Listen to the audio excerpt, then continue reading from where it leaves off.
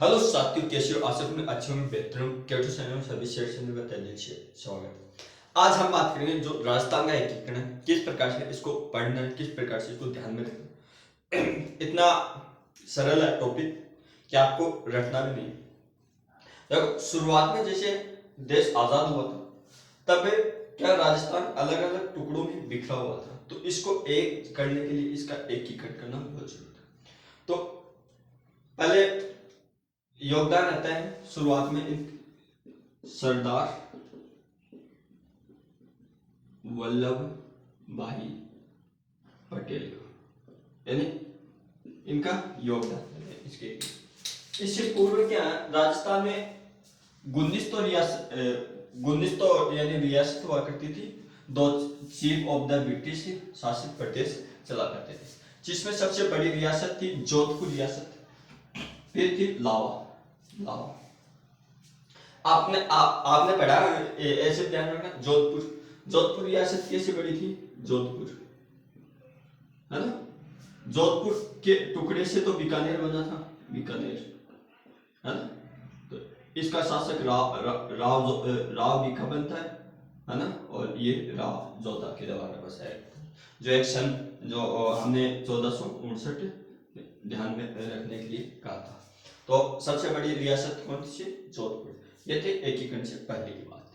फिर सरदार वल्लभ भाई पटेल बोलते हैं कि राजस्थान का एकीकरण करेंगे तभी हम आगे बढ़ पाएंगे, है ना। तब राजस्थान का एकीकरण करते हैं। तो आप देखो राजस्थान का एकीकरण कैसे करेंगे। इस इसको 7 चरणों में करेंगे। 7 चरणों में इसका एकीकरण होता है। हाँ, 7 चरण।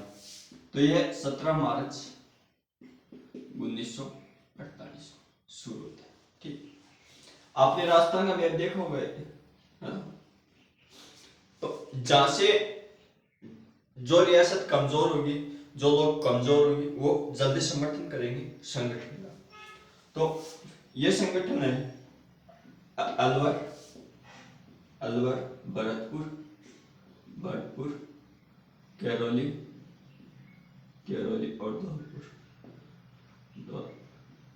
ये पहले समर्थन दे देते हैं।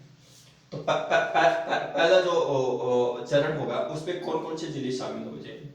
तो अलवर, भरतपुर, करौली, धौलपुर। और इसमें जो शासक था धौलपुर का, उसको क्या इसकी राजधानी ऐसे बनाएंगे, है ना, प्रमुख बना देंगे। ठीक है। तो पहला क्या है, इसको ऐसे रटाया जाता है ए बी सी करके। ए से अलवर, बी से भरतपुर, सी से करौली, डी से धौलपुर, है ना। अगर आपको रट्टा मारना है ऐसे मारो और वैसे याद करना, वैसे याद करो, सही वो रहेगा। रट्टा मारने से अच्छा सही हो जाएगा। यानी 17 मार्च से शुरू होगी। अब देखो पहला चरण हो गया। तो इस चरण का नाम रखने के लिए किसका सुझाव दिया गया, यानी किसकी राय ली थी? उनका नाम था के एम मुंशी। मुंशी, ये एग्जाम में आता है, के एम मुंशी। कौन सा था? के एम मुंशी वाला एग्जाम में आता है। तो आपको पहले चरण में जो मत्स्य संघ किसके सुझाव से नाम रखा गया था, वो इसके सुझाव से। अब क्यों रखा गया था? आपने पता है कि जो अलवर, भरतपुर, करौली, धौलपुर, इस प्रकार से जो वो थे महाभारत में अर्जुन, है ना। तो ये एक नदी पाई जाती है बाणगंगा नदी, उसके बारे में पढ़े हुए। तो अर्जुन ने जो श्री कृष्ण वो द्रौपदी को जीतने के लिए वो मछली की आंख को भेजता है, इसलिए इसका नाम मत्स्य रखा गया था। तो ये तो आपको बहुत गहराई में जाओगे तब पता चलेगा। तब इतना नहीं, इतना आप में काम हो जाएगा, है ना। पहला चरण आपको समझ में आया होगा। तो ये था पहला चरण। तो शुरुआत तो मार्च 1948 से होगी। ठीक है। तो पहला चरण ऐसे याद रखना। अब दूसरा चरण करेंगे शामिल। दूसरा यानी इसमें क्या है, और 9 रियासत शामिल होती है। कौन सी 9 रियासत? संयुक्त, इसको नाम देंगे। ये ऊपर वाली भी इसमें शामिल हो जाएंगी। पहला चरण तो शामिल है, पहला तो रहेगा। और 9 रियासतों से, तो इसको बोले संयुक्त राजस्थान का गठन, है ना। ये कब होता है? 25 मार्च 1948 1948 को। ठीक है। अब देखो इसको रटना भी नहीं, इसको भी जो कमजोर होगा वही समर्थन करेगा दूसरे कमजोर का। तो यहाँ से ऐसे देखना, ये डूंगरपुर आता है, डूंगरपुर इसके पास में प्रतापगढ़ बांसवाड़ा, तो ये तो तीन तीन तो ये हो गए, और तीन हाड़ौती वाले हो गए, और तीन ये हो जाएगा देखिए ये तीन तो ध्यान में रखना, डूंगरपुर, डूंगरपुर के पास में प्रतापगढ़, प्रताप बांसवाड़ा प्रतापगढ़, ये तीन बेल्ट के हो गए। फिर कोटा बूंदी झालावाड़ ये हाड़ौती प्रदेश शामिल हो गए, ये भी कमजोरी था, टोंक शाहपुरा और किशनगढ़, है ना।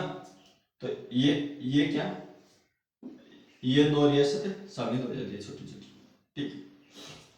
अब इन 9 में से अब देखो ये डूंगरपुर बांसवाड़ा राज है ना, इसके पास में उदयपुर पड़ता है, तब ये बाहर की बाउंड्री कंट्रोल हो जाती है, अंदर ही एक्टिवेट हो गई, तो ये मिलके फिर क्या ये दूसरा चरण पूरा हो जाता है। फिर तीसरे में होता है उदयपुर शामिल, तीसरे चरण इसको संयुक्त राजस्थान। देखो तीसरा चरण एग्जाम में पूछा भी जाता है, अब इसमें कंफ्यूज क्यों होते हैं ये भी आज क्लियर कर देता हूँ।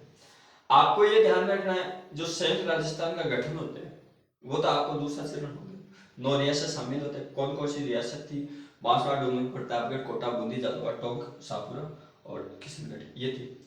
अब संयुक्त राजस्थान इसमें उदयपुर शामिल होता है। ऐसे देखना आपने जो मेवाड़ रियासत पढ़ोगी, मेवाड़ उदयपुर की, उदयपुर तो जो रियासत पढ़ोगी, रियासत में एक जो हमने सभ्यता की थी आहट सभ्यता, क्या आहट सभ्यता, सभ्यता इसको समझा था। तो वहां ऐसा देखा था कि हमने कि वहां संयुक्त परिवार के साक्ष्य मिले थे, साक्ष्य। तो देखो जहाँ संयुक्त राजस्थान, तो यह राजस्थान में था, तो संयुक्त राजस्थान का किस चरण का नाम होगा, तीसरे का होगा। तो इसमें संयुक्त राजस्थान में क्या होगा, उदयपुर शामिल होगा, इसलिए इसका नाम संयुक्त राजस्थान रख दिया गया था, ठीक है। अब चतुर्थ चरण, चौथा चरण, चौथा चरण को याद रखेंगे, इसको 30 मार्च 1949 को होता है ये चरण। देखो और उपयुक्त ये सभी आते जाएंगे ना, शामिल हो गए, उसको थोड़ी ऐसी है ना, जो बारात में गाड़ी में बैठकर वो बारात में पहुंचे, तो इनको और उपयुक्त सभी शामिल हो गए। अब इसमें क्या आपने पढ़ा है, जोधपुर सबसे मजबूत रियासत है, तो जोधपुर है, जोधपुर का तो कटा हुआ भाग बीकानेर है, और इसके पास में जैसलमेर भी शामिल हो जाता है, उदयपुर भी, जयपुर भी शामिल हो जाता है, ठीक है। और यहाँ एक बात याद रखना, जो प्रधानमंत्री या मुख्यमंत्री बनाते हैं उसको, उसका नाम था हीरालाल, हीरालाल शास्त्री, शास्त्री है ना। इसका प्रमुख जो मुख्यमंत्री है प्रधानमंत्री बनाते हैं इस चरण, है ना, तो वो ध्यान में रखना। और इनमें भी बनाते हैं, मतलब पहले में धौलपुर वाले को बना देंगे, इसमें कोटा को बना देंगे, कोटा बूंदी, है ना, तो इसमें कोटा को बनाएंगे, और इसमें इनके संयुक्त को बनाएंगे, है ना, संयुक्त हीरालाल शास्त्री। फिर वार्डन बड़ा बनाएंगे, 500 पावरफुल में, यूनिक नंबर होगा 5 स्टार, तो वार्ड संयुक्त राजस्थान, है ना। तो इसका चौथे चरण का कोई नाम नहीं है इस तरह का, तो इसके बाद में बड़ा हो जाएगा।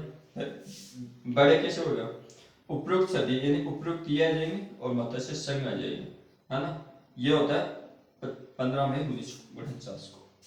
फिर इसको और जोड़ेंगे, तो ये जुड़ गया, और ये जुड़ गया, यानी कौन कौन सा जुड़ गया, वह संयुक्त, वह तो ये पांचवा जुड़ गया, और संयुक्त यानी तीसरा जुड़ गया, तो इसको ये बन जाएगा छठा, यह हो गया 26 जनवरी 1950 का उपयुक्त सदी, यानी पूरे आ जाएंगे, सिरोही आबू रोड को छोड़िए, यानी सिरोही आबू को रियासत को छोड़िए।